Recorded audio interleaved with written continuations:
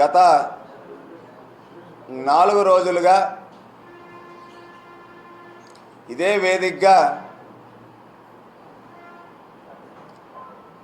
పేదల భూములు పెద్దలు తన్నుకుపోయారు. ఏదైతే అసైన్డ్ చట్టం ఉందో ఆ చట్టాన్ని తొంగలోకి తొక్కారు.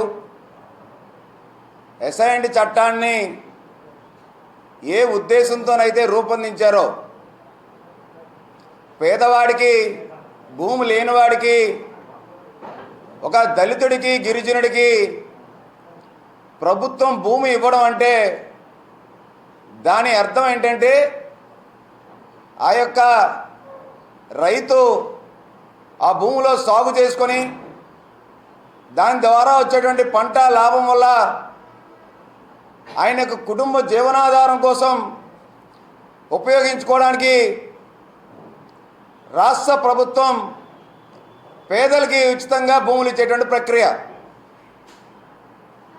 మరి పేద రైతుల భూముల్ని ఈ వైసీపీ గెద్దలు, ఐఏఎస్ అధికారులు, రెవెన్యూ అధికారులు అత్యంత దారుణంగా, రాజ్యాంగ స్ఫూర్తికి విరుద్ధంగా, అసైన్ చట్టానికి విరుద్ధంగా జగన్మోహన్ రెడ్డి ప్రభుత్వం 596 జీవోని సెక్షన్ 35 ఆఫ్ 2023 కింద అమెండ్మెంట్ చేసి ఏదైతే రైతులకి 20 సంవత్సరాల ముందర అనుభవంలో ఉన్నటువంటి రైతులకి ఆ యొక్క భూముల్ని అమ్ముకోవచ్చు అనేటువంటిది ఏదైతే ఒక జీవోని తీసుకొచ్చిందో ఆ జీవోలో ముఖ్యంగా ఒక కండిషన్ అయితే పెట్టి ఉండాల్సింది ప్రభుత్వం, రాష్ట్ర ప్రభుత్వం. ఏ పర్పస్ కోసం అయితే ఆ భూమి పేద రైతులకు ఇచ్చారో ఆ యొక్క వ్యవసాయం సాగు కోసం ఆ యొక్క భూములు వినియోగించాలని చెప్పి ఆ యొక్క చట్టంలో కనుక రూపొందించినట్టయితే ఇవాళ ఇన్ని వేల ఎకరాలు భూముల్ని ఈ యొక్క పెద్దలు కానీ, ఈ వైసీపీ రాబందులు కానీ కొట్టేసే ప్రక్రియ జరగకపోవడం.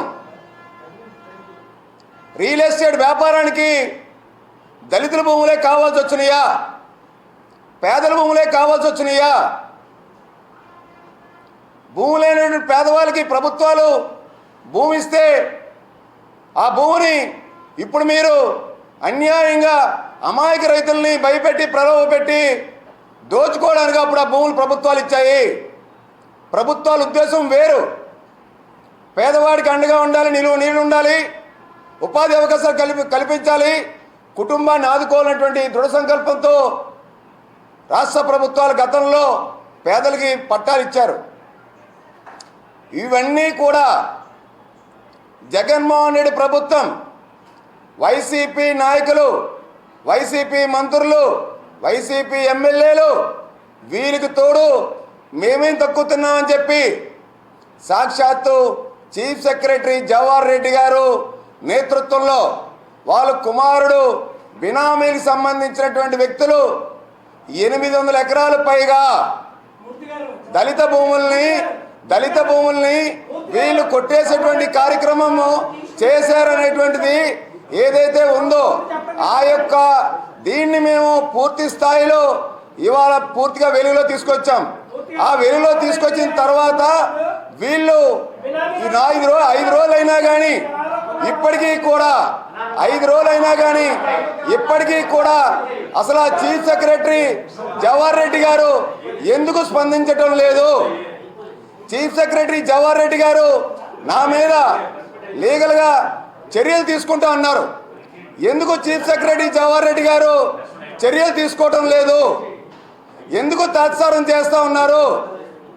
మేము చెప్తున్నాం, చాలా స్పష్టంగా చెప్తున్నాం. మేము ఏమని, ఈ త్రిలోక్ అనేటువంటి వ్యక్తి, సూర్రెడ్డి త్రిలోక్ అనేటువంటి వ్యక్తి మీ బినామీ కాదా అని చెప్పి మేము అడిగాం.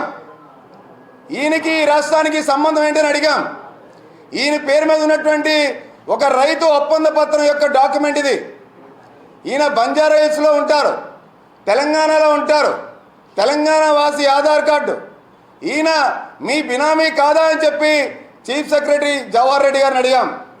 ఇంత జరుగుతున్నా ఆగమేఘాల మీద ఫ్రీహోల్డ్ సర్టిఫికెట్లు మీరు జారీ చేయడం, జారీ చేసిన వెనువెంటనే రిజిస్ట్రేషన్ చేసేయటం, వందల ఎకరాలు ఆగమేఘాల మీద చేస్తున్నారు. మీరు అందుకే విశాఖ నగరానికి ఎప్పటికప్పుడు గోప్యంగా వచ్చి వెళ్తున్నారని నేను ఆరోపించా. లీగల్ నోటీస్ ఇస్తా అన్నారు జవహర్ రెడ్డి గారు. నా మీద చట్టపరంగా చర్యలు తీసుకుంటా అన్నారు. నేను స్వీకరించా, దానికి ఏమీ వెనుకడుగు వేయలే. ఇదంతా జరుగుతున్నా ఇంత పెద్ద తతంగం మళ్ళీ 26వ తారీఖు, ఇవాళ 30వ తారీఖు, 26వ తారీఖుని మళ్ళీ ఒక 22 ఎకరాలకి మన జిల్లా కలెక్టర్ గారు ఆనందపురం, రామవరము, ఆనందపురంలో మళ్ళీ ఫ్రీహోల్డ్ సర్టిఫికేట్స్కి ప్రొసీడింగ్స్ ఇచ్చేశారు.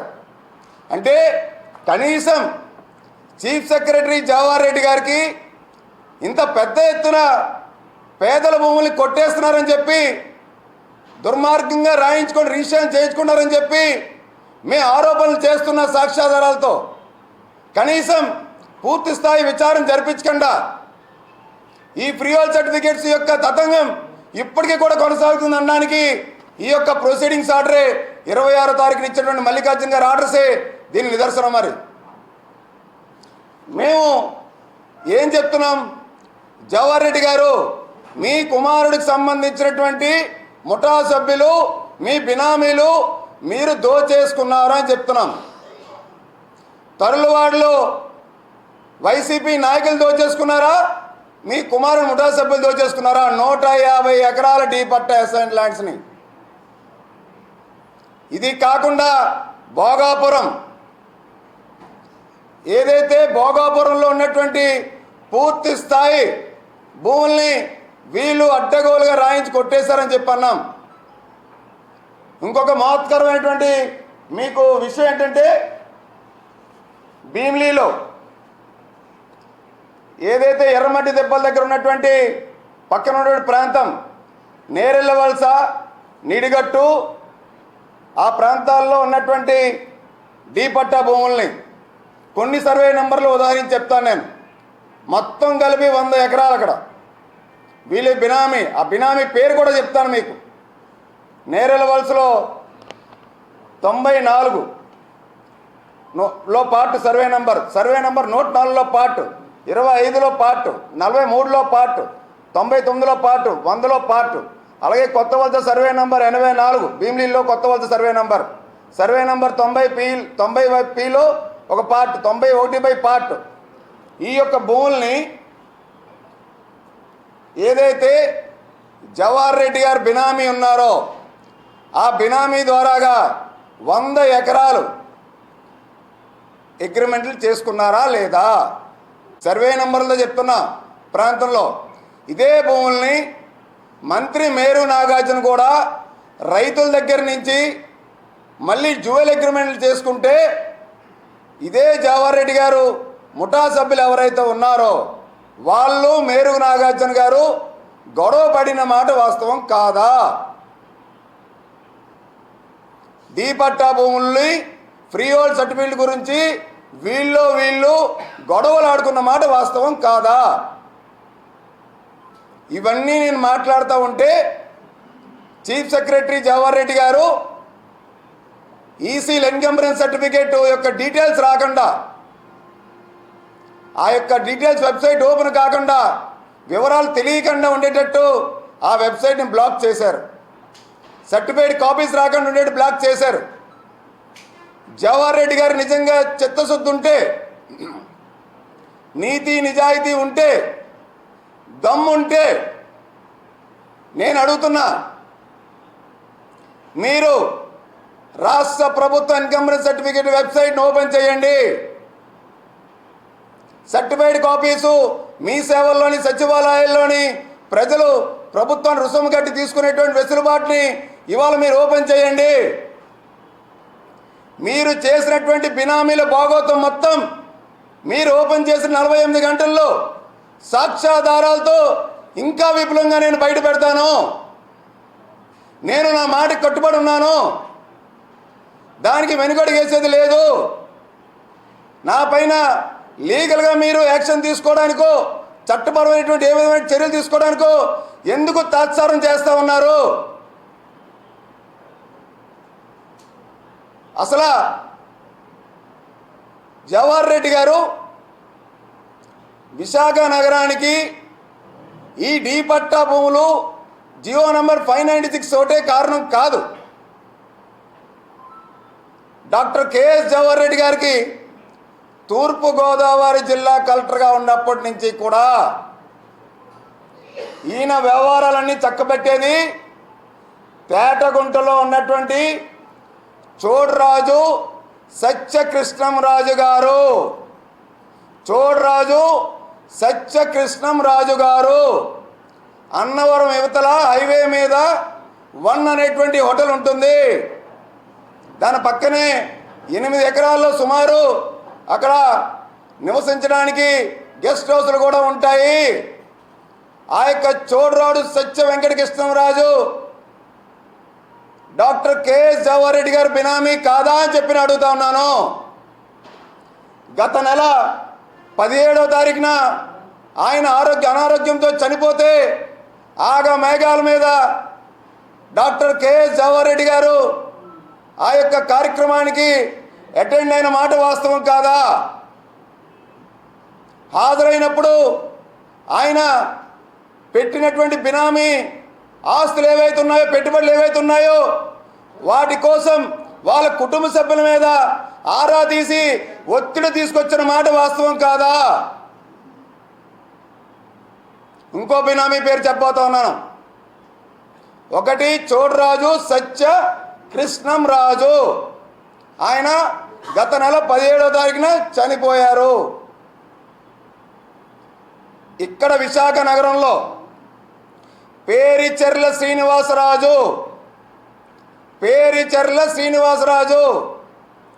ఏదైతే కృష్ణంరాజు గారికి అనుగుణంగా ఉంటాడో ఆయన విశాఖలో వ్యవహారాలని చక్కబెట్టడానికి, భూ వ్యవహారాలు కానీ ఆర్థిక లావాదేవీలు కానీ చక్కబెట్టడానికి పేరిచెర్ల శ్రీనివాసరాజు ఆయన మీ బినామీ కాదా?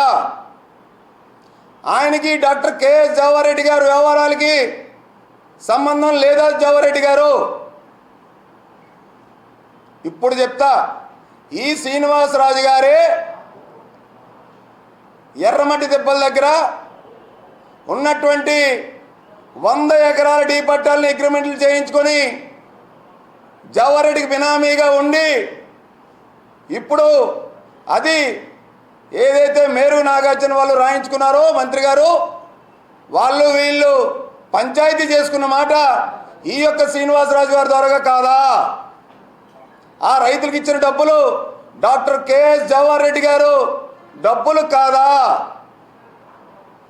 ఇది 596 జీవో వరకు డీ పట్టాలు వీళ్ళు దోచుకున్న విధానం గురించి మేము చెప్పినటువంటి మాటలు ఇప్పటికీ కట్టుబడి ఉన్నాం. ఇది విషయం. ఇప్పుడు అడుగుతున్న డాక్టర్ కెఎస్ జవహర్ రెడ్డి గారు, మీ బినామీ ఆస్తులు ఎక్కడున్నాయో చెప్తున్నాను, వివరాలు చెప్తున్నాను.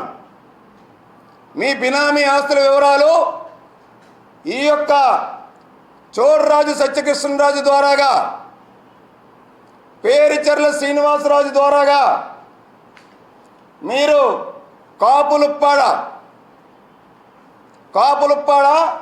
సర్వే నంబర్ 16, 39 ఇంకా ఇతరత్ర సర్వే నంబర్లో సుమారు 45 ఎకరాల పైన 20 ఎకరాలు, 10 ఎకరాలు, 15 ఎకరాలు 3 భాగాల కింద మీరు లేఅవుట్ వేసి మీ బినామీతో ఇదే శ్రీనివాసరాజు ద్వారాగా, ఇదే కృష్ణంరాజు ద్వారాగా గజం 24,000 రూపాయలు రేటు పెట్టి అమ్ముతున్న మాట వాస్తవం కాదా? అది చిలుకూరి గార్డెన్స్ యువతల. మీడియా వాళ్ళకి కావాలంటే ఆ లొకేషన్ పిన్ పాయింట్ కూడా షేర్ చేస్తాను నేను. ఈ యొక్క కాపులుప్పాడులో వేసినటువంటి లేఅవుట్, వీళ్ళు బినామీ శ్రీనివాసరాజు ద్వారాగా వేసినటువంటి లేఅవుట్, వీళ్ళు బినామీ సత్యకృష్ణంరాజు ద్వారాగా వేసిన లేఅవుట్. ఇది డాక్టర్ కేఎస్ జవహర్ రెడ్డి గారి సంబంధం ఉందా లేదా? ఎండాడ్లో ఏదైతే మనం ఎండాడ్ హైవే నుంచి గీతం కాలేజ్కి వెళ్తామో, ఎంకే బిల్డర్స్ వెంచర్ దాటిన తర్వాత 10,000 గజాలు 10,000 గజాలు అత్యంత విలువైనటువంటి సైట్కి ఈ యొక్క డాక్టర్ కేఎస్ జవహర్ రెడ్డికి సంబంధం లేదా? సైట్ కూడా నేను చూపిస్తా, లేఅవుట్ చూపిస్తా. ఇదంతా ఒకటి. మూడోది చెప్తున్నా, ఏదైతే చైతన్య కాలేజ్ కొమ్మాది ఉందో, ఆ కొమ్మాది దగ్గర ఉన్నటువంటి చైతన్య కాలేజ్ పక్కన 2 ఎకరాలు మీ బినామీ పేరు మీద మీరు తీసుకోలేదా?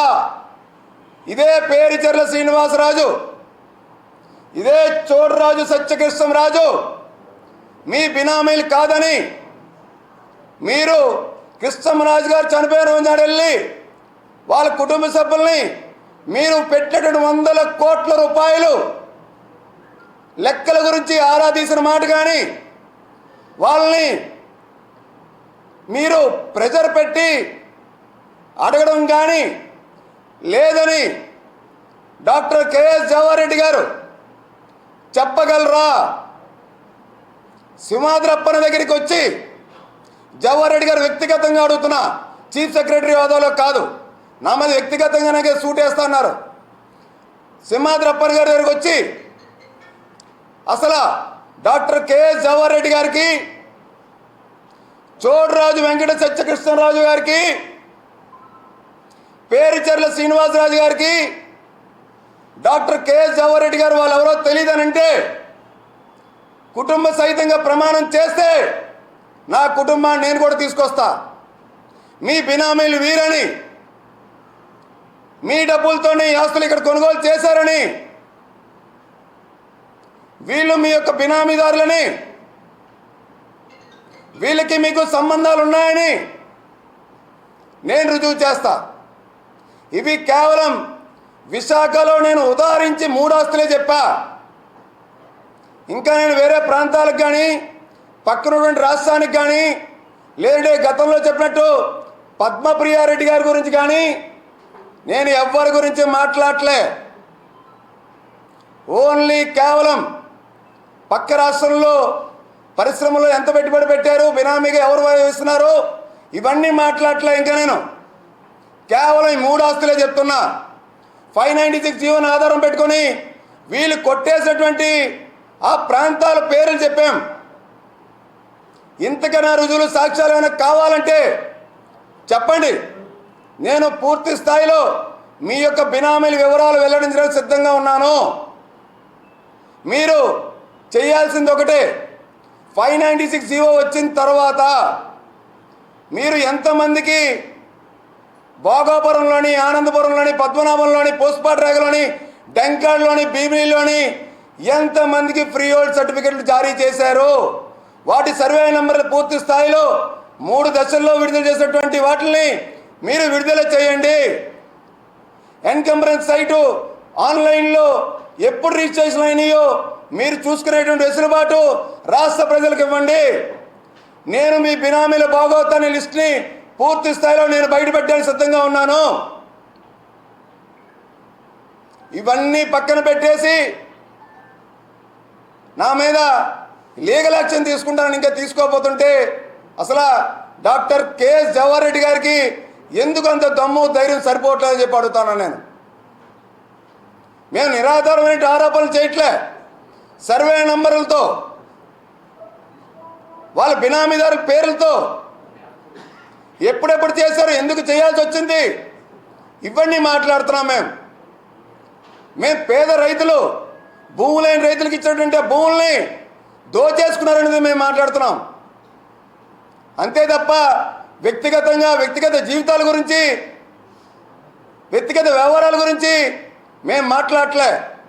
మేము చెప్పాం, చీఫ్ సెక్రటరీ గారు అంటే రాష్ట్రానికి పెద్ద దిక్కు, మాకు గౌరవం ఉందని. ఇప్పటికీ ఉంది గౌరవం. అందుకే చాలా విషయాలు మేము మాట్లాడలే. పేదల భూములకి కస్టోడియన్గా ఉండాల్సినటువంటి ఐఏఎస్ అధికారులు